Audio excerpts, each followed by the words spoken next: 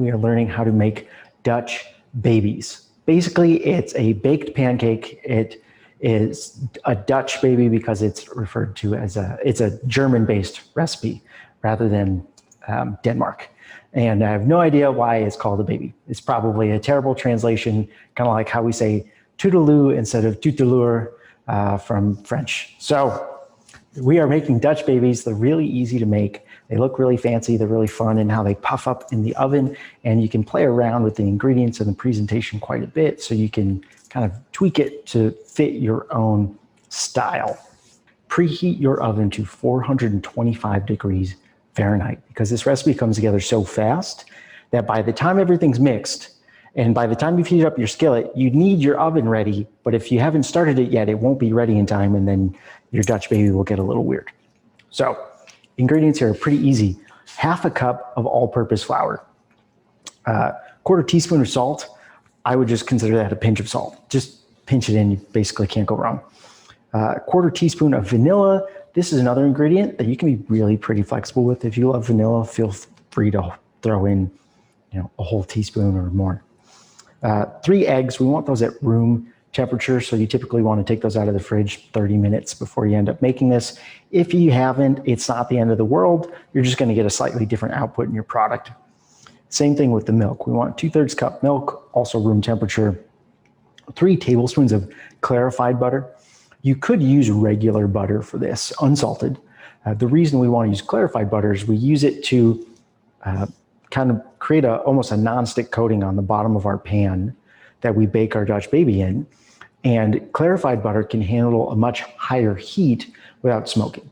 So regular butter, it might get a little bit smoky. It's fine. It'll still taste great. Clarified butter handles that heat a lot better because the milk proteins have been removed. And so it won't get as smoky, but it'll still give us a delicious buttery flavor and create that nonstick barrier that we want. And then after that, we're going to use fresh blueberries tonight, about 1/3 cup, aka a handful of fresh blueberries. You could use whatever berry or fresh fruit you wanted. You could chop up some peaches. You could use blackberries. You could use mulberries. You could use cherries. You could play around with it. And then we want a little bit more melted butter or clarified butter at the end, which we're going to just kind of spread on top of the Dutch baby when it comes out of the oven. And about half of a lemon juiced. We juice that on top of our Dutch baby right when it comes out of the oven. It's going to be this big, beautiful, puffy thing. It actually collapses a bit once we put the lemon juice on top, and that's supposed to happen. Collapsing is fine. And then we just dust it with some powdered sugar. And that's actually the only sweetener that exists in this recipe. So you can be pretty liberal with your usage of powdered sugar on here. So those are the ingredients. Equipment-wise, this isn't too crazy. One thing that makes it really a lot easier to come together is if you use a blender, a high-powered blender. We're going to blend most of our ingredients together at the beginning. We let the blender run for about a minute. And that creates enough air that we actually get the rise out of our Dutch baby that we're looking for. If we just mix it by hand, we could still do that. We'd just be doing a lot more whisking to get a similar volume.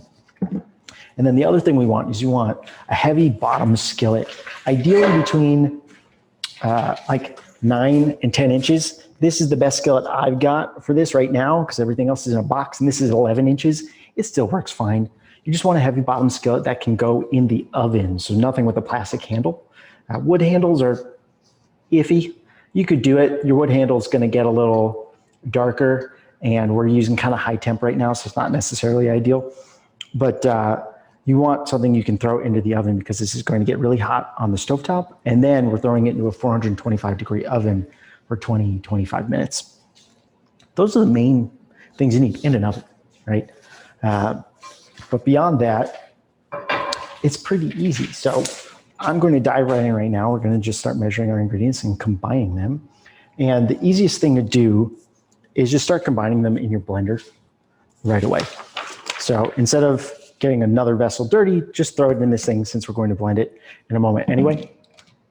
So let me try to give you a better view of what's going on. Most recipes I've run into for Dutch babies actually have you start by putting your dry ingredients in first. So they'd say like put your flour in, which, I mean, when you run this for a minute, it eventually mixes. But it doesn't really make sense to put your flour in first because it gets stuck in the bottom when you put your liquids on top. So usually when you blend stuff, it's good to put liquids in the bottom, dry ingredients in the top, and they mix up better. So that's what we're going to do. We're going to start with our eggs and then throw those in, and then we'll do our milk, and then we'll do the dry ingredients, the flour, the salt.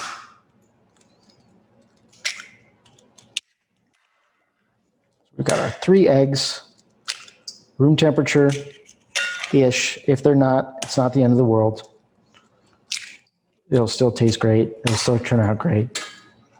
And most people probably won't even know that there's a difference. So those are our eggs. We've got our 2/3 cup of milk here. Whenever you're using milk, use full fat milk. Don't use skim milk. It doesn't taste very good. It doesn't add as much to the recipe as you typically want. So milk is often added for its acidity and for its fat. And if you use skim milk, you still have the acidity, but you don't have the fat anymore. And that can often cause your baked goods to taste really dry because it's the fat that helps it retain that moisture and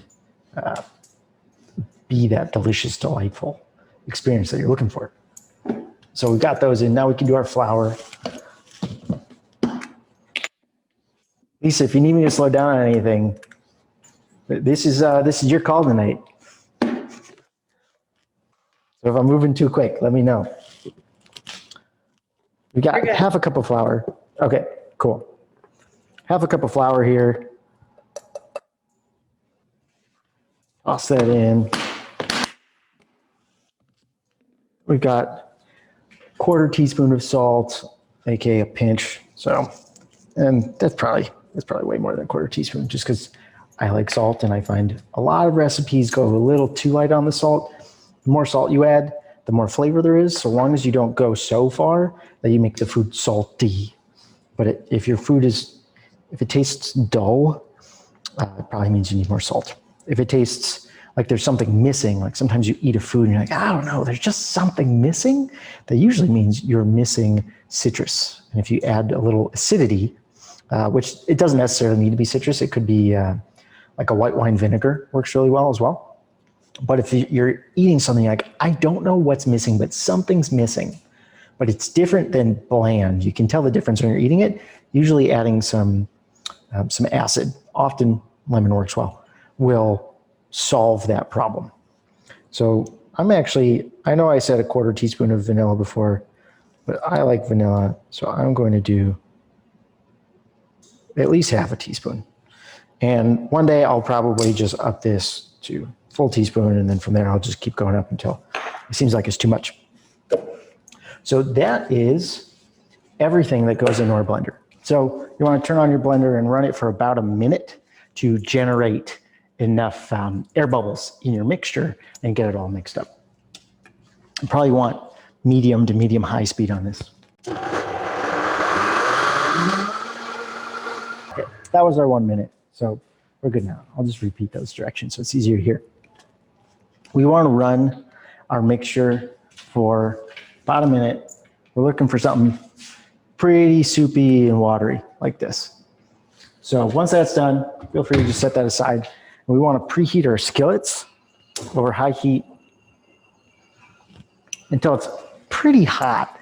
And in here is where we want to add the clarified butter that I talked about before. You just throw it in right away.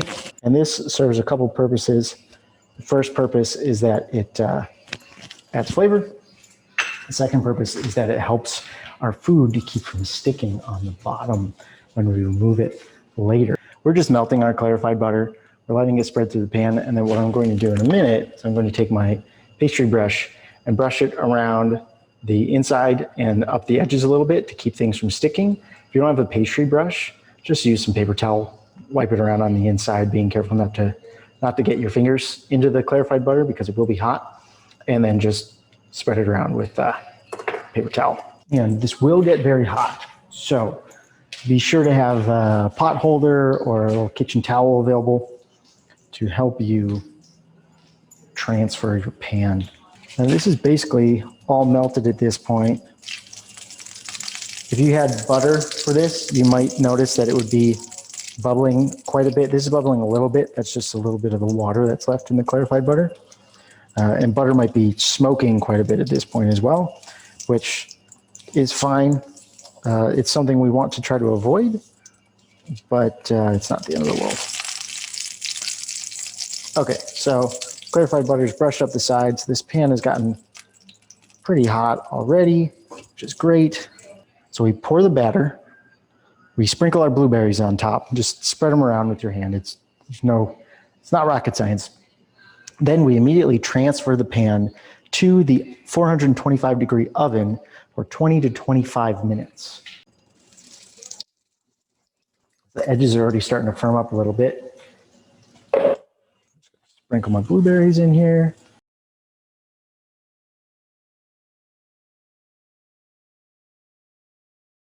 My oven actually runs a little bit hot based off of my experimentation from the other night. So I'm going to set a timer for 15 minutes and then check on it from there. Most ovens are going to be fine at 20 to 25 minutes for this recipe. That's the main portion already. That's like the majority of the work. The things that are left are kind of the finishing touches, the decorating, which is we'll melt a little bit more butter. We'll get some lemon juice available, and we'll just have our powdered sugar ready for dusting. And one of the best tools I've found for dusting powdered sugars, so some folks use like a fine mesh sieve and they put powdered sugar and they tap it. I actually found these little T-ball strainers. Perfect, especially the spring-loaded ones, because you can just put it in your vessel, scoop some up, and then just tap it. And it's a perfect duster. You can use it for cocoa powder too. So these things are great and they're dirt cheap. All right, timer just went off. The Dutch baby is ready to come out of the oven. It is going to be very hot though, so protect your hands. This is our Dutch baby. So now what we're going to do is we're going to take a little bit more butter. You can use clarified butter, regular butter for this, unsalted, always. And you can just pour it on top, or if you've got a pastry brush, you can use that. I'm just gonna brush a little bit of this on top. We're just adding a little extra flavor by doing this. And the amount you need here, it's probably like a tablespoon-ish. You don't have to get too picky with it. You don't have to get every nook and cranny. We're just having a little fun with it. Okay, that's pretty good. Then after that, we're going to add juice from a lemon. So if you've pre-juiced it, that's fine. I'm just gonna use my little lemon juicer here and just spread it throughout the top.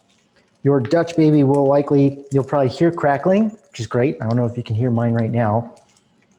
That's great, and it might even deflate a little after it's come out of the oven. It's all totally normal. It's not supposed to necessarily have to stay super big and fluffy like this. It can absolutely collapse and there's nothing wrong with it. These little T-ball strainers, the spring-loaded ones, these are some of the best tools for applying powdered sugar or even cocoa powder on top of foods, because you can scoop it right out of the vessel, let the spring load do the work for you. There we go. And then just hold it over your food and tap it. And again, there's no sugar in this recipe, so you can be pretty generous here. All the sweetness that you're going to get out of this is going to come from either your powdered sugar or from your any syrup you add, and a little bit from your berries. And then you can just slice this up right in the pan, serve it up, and you're good to go.